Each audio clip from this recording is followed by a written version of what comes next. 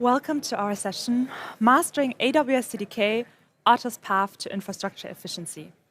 My name is Michelle, and I'm a solutions architect at AWS. I'm here today together with my colleague Martin and Jens from OTTO. We all want to write code to create infrastructure in the most automated way possible. At least that's the goal, right? But how often do we find ourselves to be the person on the left-hand side of the slide? Overwhelmed by the sheer length of our declarative YAML files and scripts, lacking abstractions to increase modularity and reusability of our components. That's not really how we do software engineering. So why should it be enough when it comes to our infrastructure? What we want is a way to deal with our infrastructure in the same way as with the rest of our software. Or as we like to call it, infrastructure as actual code. But for that, let's talk about what CDK, or the AWS Cloud Development Kit, is. And what is the main understanding of it? We have three main characteristics that allow us to use CDK in that way.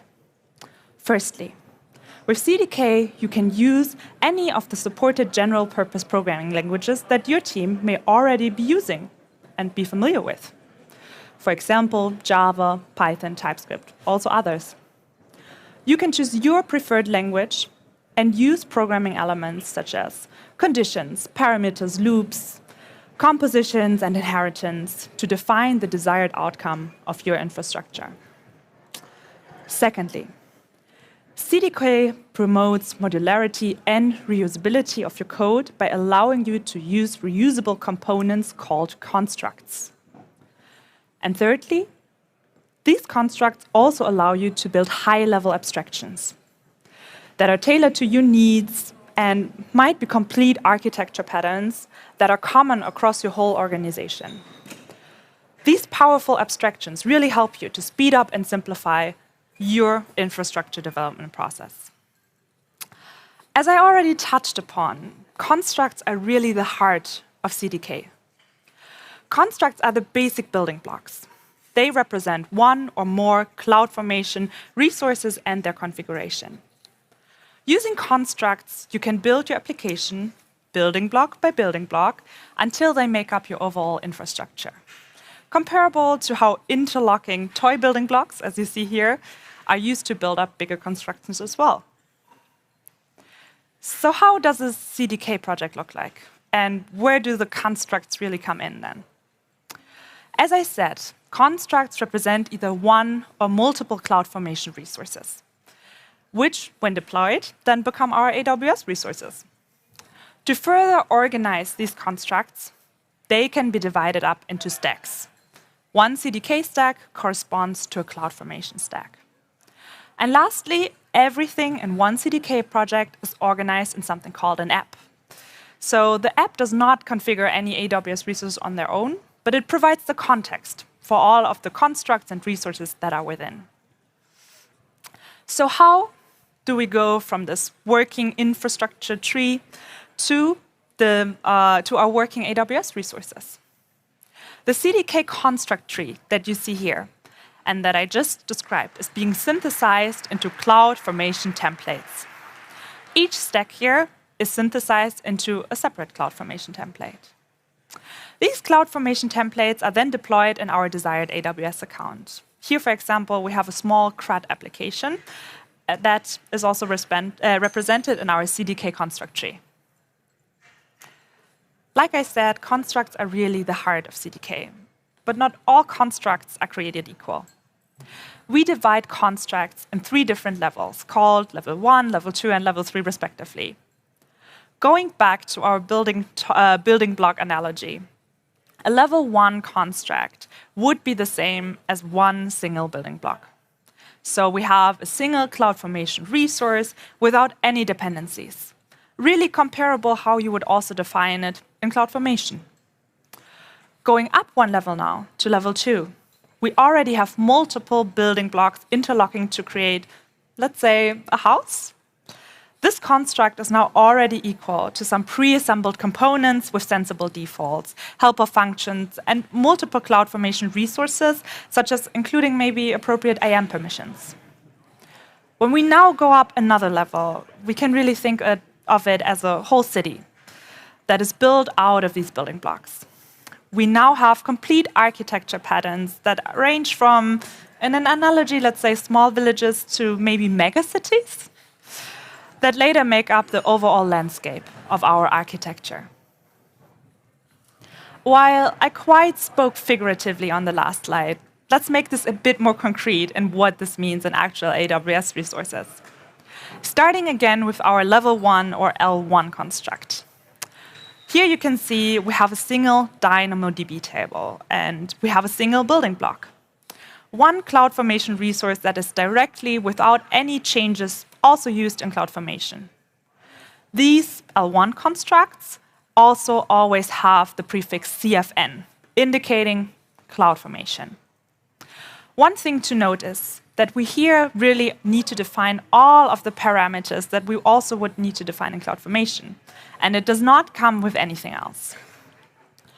When we now go one level up to L2 constructs, we already have the main AWS resource, and we still have a main AWS resource here. But this one now already differs a little bit more from the L1 construct. So we have the DynamoDB table that already has sensible defaults baked in, that we do not need to define ourselves. We also have other CloudFormation resources when we use these constructs, such as IAM policies for appropriate permissions, we have networking configurations that can easily be referenced, and so on. Lastly, when we come to our L3 constructs, we now have complete architecture patterns that are tailored to your organization and that might be common across your organization, such as our small CRUD application here. So this one construct includes multiple AWS resources as well as their dependencies to each other, and we decide ourselves what parameters we want to expose to other developers using it. Our recommendation is start with L2 constructs when you build with CDK. Write your own L3 constructs that are tailored to your needs and to your organization, and then fall back to L1 constructs when there's nothing else. And with that, here, Martin. So, we just learned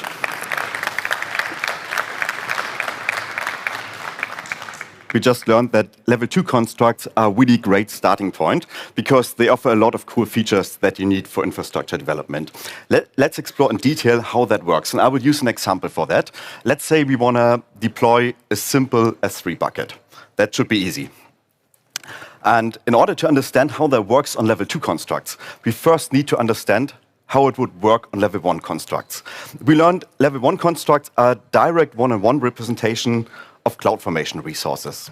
So in order to do that, I would now use this CFN bucket, the level 1 construct, and I call it my example bucket. And then I add a dictionary because I want to enable version configuration. And I add another dictionary where I configure bucket encryption, and I have to do this in very much detail. And I add another one to block public access. We also need this. And I have to know the 4 different properties for that. And the good thing is, I can configure all of this on a very low level because I can change all the CloudFormation resource properties. But I explicitly have to do all of this. Let's look into how we can solve this with a level 2 construct. So level 2 constructs, they're curated, higher level abstractions representing AWS resources within the same service. And here we have same default values. Let's look into the S3 bucket, how that would work as a L2 construct. So I create an S3 bucket, and of course I have to provide the name. That is nothing they can solve for you. Then I just set the version to true. I select the S3 managed bucket encryption with the S3 managed bucket S3 managed enum member, and I block the public access because I use the block all enum member in order to do this. And I'm done. That's it. Much, much easier because I have a higher level interface and I can use all of the same default values. So L2 constructs, in comparison to L1 constructs, they express developer intent rather than the configuration details. And this is abstracting away much, much of the underlying complexity. So, but I don't have to rely on those same defaults. I can easily change everything on those properties. Let's say I have an advanced configuration and I need dedicated log bucket, and I want to use KMS managed encryption instead of this S3 managed encryption. And I want to add lifecycle management rules, I want to configure cores, and so on. So I can override all these properties, and I can use escape hatches to do that. But I don't have to rely that everyone who wants to change that needs to know how to change all those configuration parameters.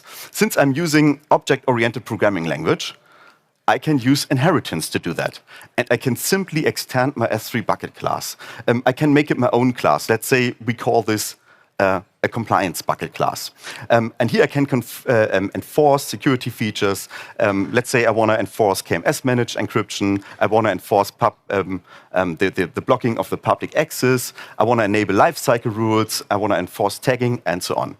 And you can make all this custom behavior of this construct now reusable in a very, very easy way, because you can extend the construct. That's cool, but let's look into some of the more advanced pattern of an L2 construct. And here I have to start with the grand pattern, because that's the pattern I like the most. Usually, when talking about infrastructure as code, we focus on the building blocks on our architecture diagram. But here, we're focusing on the arrows between the building blocks. Let's say I have this Lambda function, and this Lambda function needs to read from the S3 bucket, and then it has to read and write to a DynamoDB table. Usually, I would have to create a policy for the S3 bucket and a policy for the DynamoDB table. And I have to attach both to the execution role of the Lambda function. And of course, this policy needs to be good. It needs to be secure, least privilege, and so on. To be honest, who of you likes writing those policies? No one, yes, correct, me not. I like to build the cool stuff, and that's why I like the grand pattern. I'm going to show you how this works. In L2 constructs, it's much, much easier, because first I create all the resources, the building blocks, you can see them up there, and then I create the connections, the arrows between the building blocks. And we focus on the last two lines here. I use the bucket grant read Lambda function and table grant read write data Lambda function, and I'm done.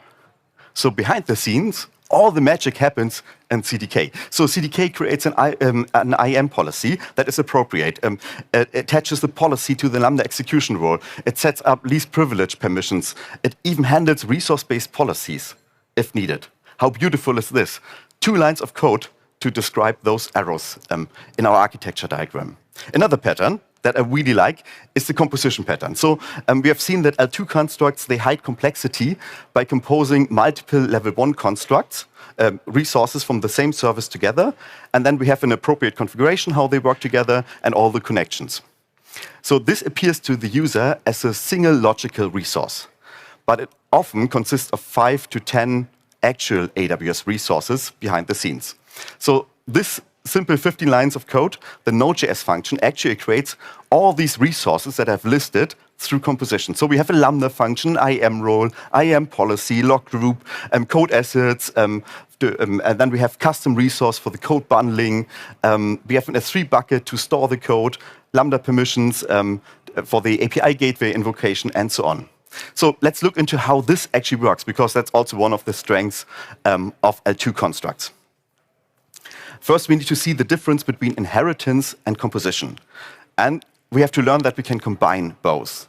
So let's look at this example. So the Node.js function actually extends the Lambda function. That's inheritance. So we have the Lambda function and the Node.js function. And it gives Node.js function all the methods and all the properties of Lambda function. But then it also uses composition to add additional resources. So we're adding an IAM role, we're adding a log group, and we even adding triggers for the local ES build bundling job. And this hybrid approach of inheritance and composition is quite common in CDK. And it saves us a lot of code or code duplication because we're using inheritance. But it also allows for extension through composition of additional resources. But level 2 construct is not just a loose collection of many, many resources.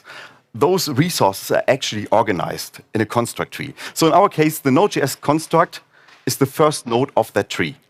And then it creates children, like the Lambda function, a role, a log group, and this internal bundling job. And because of this tree structure that we have created here, each child inherits the scope from its parent.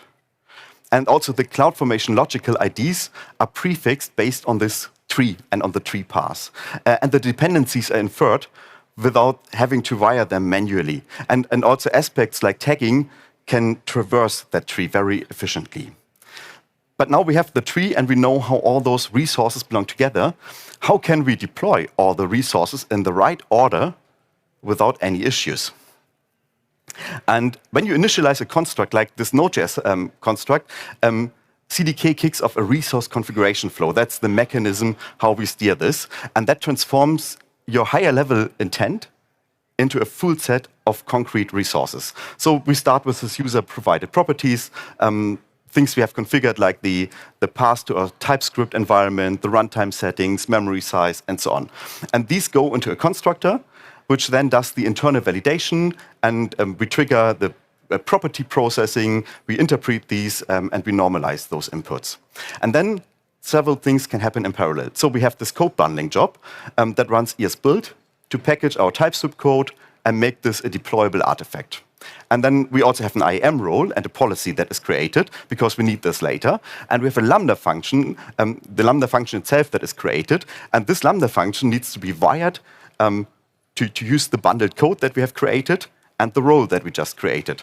And then we have a log group that is defined to capture the function's output. And behind the scenes, these operations create multiple level 1 constructs, and all of them get later synthesized.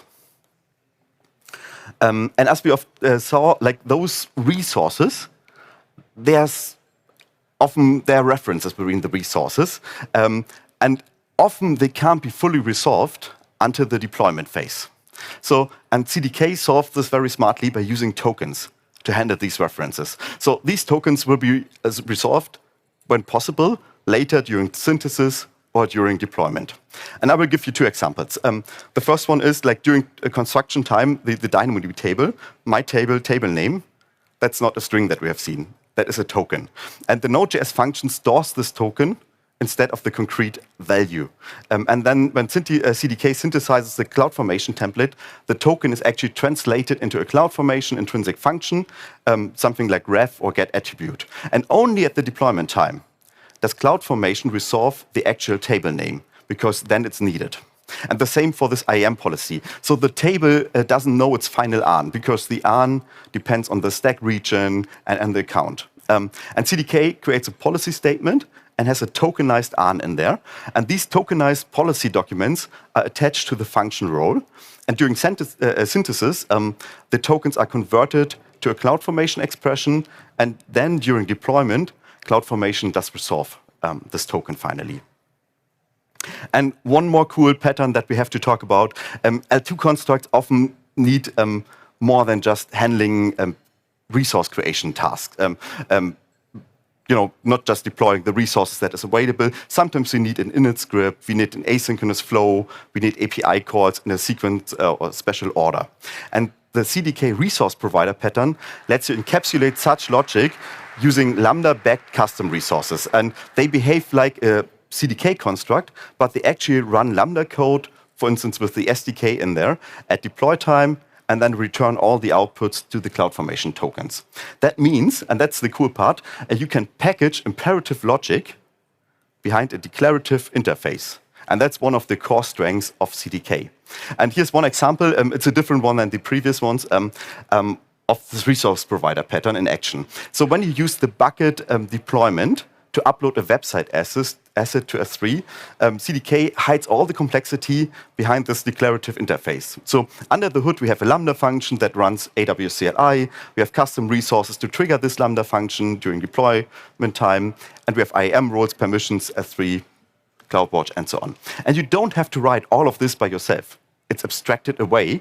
You just define what you want. Put these files into a bucket, use these headers, and you're done. And that's the power of this pattern. You can put this complex, stateful logic into a very, very simple construct.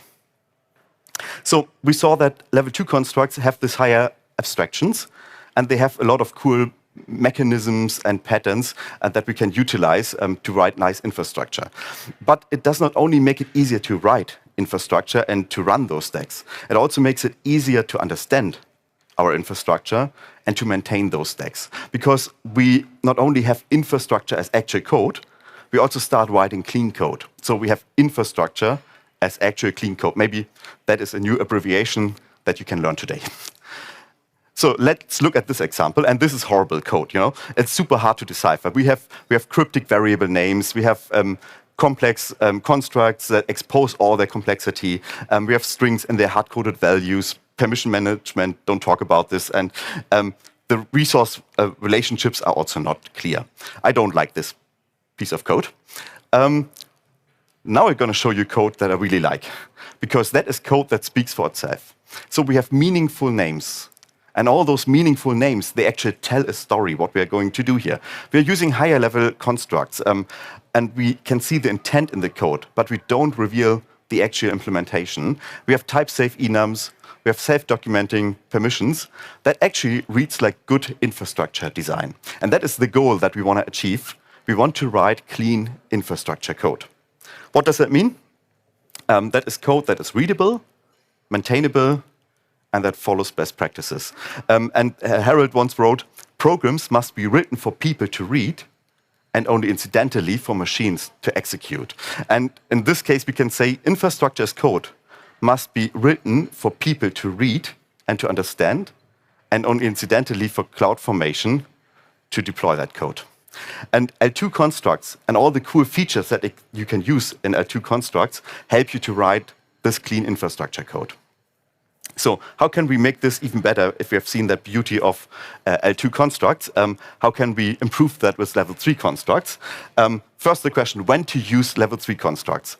You want to use L3 constructs if you're implementing a common and well-established pattern. And if you want to ensure that all the teams have a consistent implementation, and if you want to accelerate the development of those standard architectures in your organization, and if you want to build or have built-in best practices in those scenarios. These are scenarios where you want to have level 3 constructs.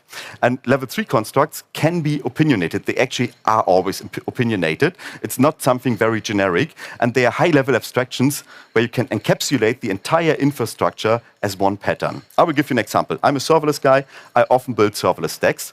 API gateway, multiple endpoints, multiple Lambda functions, CRUD operations, S3 bucket, DynamoDB, all that stuff. And usually I put all of this together using L2 constructs. But I have to do this every single time. And then I start copying from projects. And sometimes I can easily mess this up. I can put all of this in a level 3 construct. I call the simple serverless CRUD application. And I only configure the table name, API name, a few other components, and only 9 lines of code. And I deploy this entire pattern. A few minutes later, I have my serverless stack. And now think about this.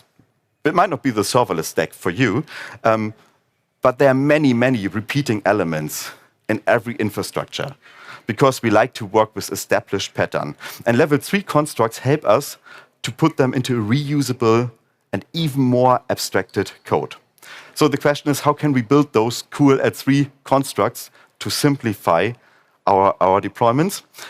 Actually, everything that we learned about good L2 constructs applies here too. And I want to summarize those mechanisms. The first one is the composition pattern. Instead of writing everything in one construct, try to break things down, write multiple constructs, and then try to compose those constructs. Keep your code modular and reusable, especially if you want to build larger environments. And then aspect-oriented programming. So aspects are great for applying things like tags or security check or rules without having to touch every single component. You can write it once, and you've seen that tree. It gets applied everywhere automatically. And state management and dependencies. So when constructs depend on values from other constructs, you know this, things can get messy. And CDK has tools to handle all of this, like lazy values, explicit dependencies, and so on. So your stacks stay clean, and they don't break during deployment. And the last one is event-driven pattern. Try to design your construct so that they work through events, like emitting a signal when something is created, and then letting other constructs know that they can react to it. This makes your infrastructure code more flexible, and it's actually loosely coupled. So these patterns help you to move from just writing CDK code to actually designing a solid and production-ready infrastructure as code. Now think of what you can do if you have good L2 and L3 constructs. You can actually build a pattern library with that. And then you have a pattern library, and app teams can reuse those patterns. They can use them as they are, directly from the pattern library. They can customize them. We have seen how you can do this, or they can compose them. So one example, we have those 4 patterns here. Team A, e-commerce app, they use the standard authentication service, but they have a custom version of the serverless API pattern. Team C, they have an analytics platform, completely different use case. They use a customized version of the data pipeline, and then they compose the serverless API and the event bus and have their own version of it. Team C, mobile backend, they use the standard event bus, but they might need a modified authentication pattern because they are mobile. And all the teams can build their infrastructure independently, but they're standing always on the shoulders of giants because they can rely on this centralized pattern library. They can use those constructs, but they can deploy decentralized and independently. And I think that's the modern definition of a decentralized platform engineering. So for your own department, but maybe for the entire organization, that everyone can use those patterns. And L3 constructs are the blueprints to make this decentralized platform engineering possible.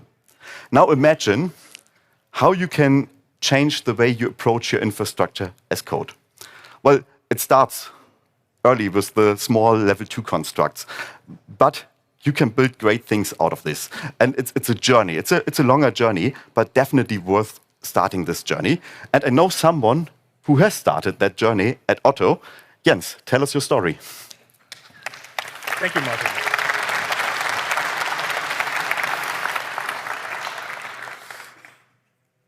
Hi, I want to tell you about how we at OTTO transitioned to AWS CDK. And at OTTO here in Hamburg, we have something like 100 cross-functional teams that develop and build and maintain the OTTO.de online shop, the marketplace around it, its mobile application, and also the related backend systems. And we already started in 2018 to independently build and manage our tech products in the cloud. We established a minimal set of macro architectural rules at OTTO that all the teams adhere to. And central to these rules is the functional decomposition of OTTO.de into multiple self-contained systems. And each of these systems represents a single business domain. And each of these domains is managed by a dedicated cross-functional team, ensuring minimal communication overhead and maximum autonomy. You see many of my team members in the red shirts here that are part of these cross-functional teams. And shown here on the slide are just a couple of examples for these business domains. There are many, many more of these. My team, for instance, solely focuses on the shopping cart and the checkout domain. And the teams that run these systems can define their own microarchitecture rules. And those rules include the programming languages to use or the deployment strategies. My team, for instance, uses Scala to develop stateless services and also TypeScript. And we're deploying them as EC2 instances or Lambda functions. In sum, we operate something like 50 services, and we embrace infrastructure as code with CloudFormation and continuous delivery. Our team strives for consistency across all of our CloudFormation stacks. We want to avoid repetitive code. But managing not only one, but actually 4 distinct business domains, we aim to have similar stacks across all these domains. But also, we want to have room for specialized stacks where necessary. This led to the need for us to have something like a programmable CloudFormation generator to ensure the consistency. Let's have a look back in time. In 2018, although there were already early third-party solutions available in the market for AWS infrastructure as code, none of those solutions aligned with OTTO's cloud compliance guidelines. That prompted us to develop our own solution. And over the time, maintaining this generator, that became a burden and diverted our focus from delivering features to the end customer. This solution became actually substantial technical debt. And by 2023, it became evident that switching to a mature and off-the-shelf solution was necessary. We outlined our infrastructure as code vision. We still want to leverage our existing CloudFormation expertise, but we do not want to burden our team with the maintenance of this tool. Our goal was to create reusable infrastructure components that adhere to our standards for consistency. Upon evaluating CDK, we found it exceeded our needs. We are comfortable with TypeScript, which we use in our frontends already and in some lambdas. And we appreciate static typing, as seen in the choice of Scala as our programming language of choice. And CDKs also serves as an abstraction layer over CloudFormation. And both CloudFormation and CDK are actively developed by AWS, and this increases the likelihood that new features from CloudFormation will be readily accessible when using CDK. In 2024, we began migrating our infrastructure as code to CDK. We established new AWS accounts alongside our existing ones to implement all new CDK code. And this strategy enabled a risk-reduced iterative migration of our business domains and services. And we effectively provided a greenfield environment for development. One of our 3 sub-teams led the development of the migration and also developed a shared pattern library for CDK. And we recognized that we need some comprehensive CDK and infrastructure training for all of about 25 developers. And to fulfill this need, we temporarily assign a developer from each of 2 other sub-teams to join the CDK sub-team every quarter. During the rotation, these developers gain hands-on experience with CDK by systematically migrating service after service. And here's an example of one of our level 2 constructs from our internal CDK pattern library. We typically use CloudWatch log groups in all of our EC2 services and lambdas to store runtime log output. And we have established standard practices for our CloudWatch log groups to ensure uniform naming convention and default policies. Every log group, for instance, must have a human-readable name rather than some automatically generated one. And utilizing the type-safe CDK enum, such as retention date or removal policy, this is extremely beneficial for us because they offer global default settings. And here can you observe how we use this standard log group level 2 construct across various services. Here we utilize another shared helper function called to kebab case to maintain consistent naming conventions. And here, by not overwriting the policies, the globally ones are applied, and this minimizes boilerplate code. A more intricate example involves our standard approach to synchronous or asynchronous messaging between services, where we use SNS and SQS. We've created a reusable level 3 construct that we named guarded queue. It primarily is a composition of other level 2 constructs. And when processing SQS messages from an SNS topic, we aim to prevent message loss by implementing a dead letter queue pattern. We intend to set up various CloudWatch alarms for some scenarios. For instance, there are outdated messages in our queue that need processing, but our consumer is not fast enough. Or another example, messages have ended up in our dead letter queue because our consumer was not able to successfully process them. And based on specific SNS SQS usages, we want to adjust default parameters such as alarm period and threshold, or the maximum number of receives in the dead letter queue. As we use asynchronous messaging in many of our services from different business domains, we can benefit from reusing our guarded queue pattern as level 3 construct. And different requirements can be configured individually by setting the guarded queue properties or by simply using the defaults. Our continuous integration and delivery pipeline for each service consists of 3 sequential stages.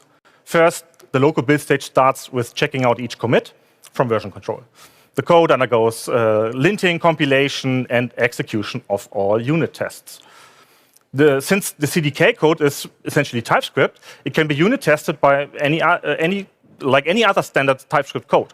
For instance, we use vtest for testing the CDK code itself. And subsequently, in this stage, an artifact is packaged and published for deployment, which might be a Docker image that we push to Elastic Container Registry, or a zipped Lambda function code that we upload to S3. The second stage of our CI/CD pipeline deploys this artifact to an AWS non-live account using our CDK code. This non-live account already houses resources that have been deployed by other services from our team, and additionally, other OTTO teams deploy their services into their respective AWS non-live accounts with their CI/CD pipelines. And instead of trying to mock AWS and how CloudFormation is translated to AWS resources, we opt for integration testing of our infrastructure as code. Initially, we have something like consumer-driven contract test, aka CDC test, that verify effective service-to-service communication based on interface contracts between the services. Some services with front-end components undergo layout tests to confirm the UI's appearance and functionality. And smoke tests simulate a typical customer user journey across various pages of the OTTO online shop using tools like Playwright. Upon successful completion of the integration test in the non-live stage, the final stage deploys this artifact to the AWS live account.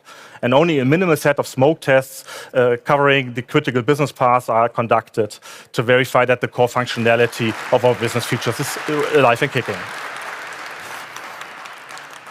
We aim to find a data-driven method to evaluate the effectiveness of our CDK migration.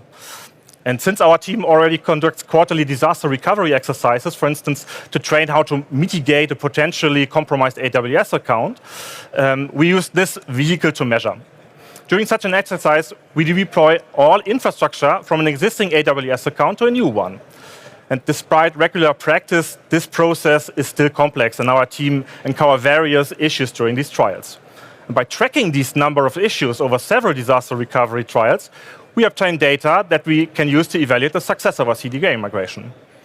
We look at each of our business domains, and some of them were still using our legacy CloudFormation generator, while others have been partially or even fully migrated to CDK. And the data that we found indicate that business domains fully migrated to CDK are easier to recover.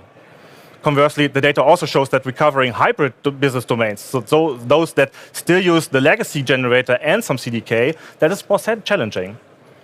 And it's also important to note that during the migration to CDK, we also revised our disaster recovery runbooks and documentation with professional writing. That boosted our developer confidence in executing these steps. And reflecting on our migration to CDK, I can say we identified numerous benefits. Some of them were anticipated, while others were pleasantly surprising. So we mentioned that our disaster recovery trials revealed that developers became more adept at recovering services, even using the CLI instead of relying on a CI/CD pipeline. And CDK effectively manages the dependencies between CloudFormation stacks, facilitating even the undeployment of those stacks in the correct reverse order.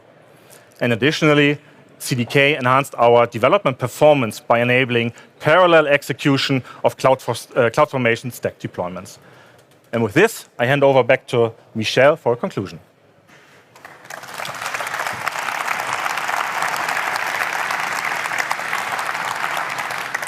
Thank you so much, Jens, for sharing your experience using CDK at OTTO and also impressive results on the disaster recovery. But we want everyone here to take some actionable insights with them. So let's go over the most important best practices when it comes to CDK. Starting with organizing your projects. Firstly, you want to keep your constructs loosely coupled and independently deployable. Loosely coupled to make it easier to keep your constructs maintainable and increase usability of your constructs across different projects. Independently deployable so they do not affect each other when deploying. Group your CDK stacks by deployment lifecycle and IAM permissions. The reason here is by deployment lifecycle, so you can have similar components that can be updated together, reducing deployment complexity, and IAM permissions to ensure clear boundaries and mitigate risks. And thirdly, organize your code into logical units. Have a lib folder for these reusable L2 and L3 constructs we've been talking about. These are important to promote the reusability of your code. Bin for your CDK app as entry point, also making it easier to manage multiple environments, and test for your unit and integration tests before deployment. Then, of course, tagging and security is also important. Apply your tags systematically across all of your resources that help you to organize and keep track of your AWS resources, such as for cost allocation or resource management. Then in terms of security, and this actually is not only applicable when using CDK, but be sure to adhere to least privilege when applying IAM permissions. And then another security best practice, avoid hard-coded credentials and secrets. You can use AWS services here, like Amazon Secrets Manager or Parameter Store. Then, what are our testing best practices? Test constructs using CDK's testing library. As Jens told us before, make sure your CDK infrastructure code is tested before you deploy it. Validate your stack with assertions. And perform snapshot testing. That lets you test your CloudFormation templates against a stored baseline template, helping you to refactor your CDK projects. So how do you future-proof your CDK projects? Start designing your constructs with evolution in mind. How could the next version of your construct look like? Use context values that are specific to your environment. And of course, document everything for team knowledge. So what did we learn today? And what should you take with you, maybe? Firstly, you don't want to configure your infrastructure. You want to start coding it. You want infrastructure as actual code. CDK may be your tool of choice. Start with level 2 constructs. Build your own customized L3 constructs and only fall back to level 1 when there's nothing else. Use all of the features of CDK to build beautiful code. As Martin said, you want your infrastructure as actual clean code. So here you can remember case, completion pattern, aspect-oriented programming, state management and dependencies, and event-driven patterns. And lastly, become as efficient and excel at disaster recovery, just like OTTO did. Today you learned how to use the proper building blocks to build houses, villages, and megacities. So now go and build. Thank you.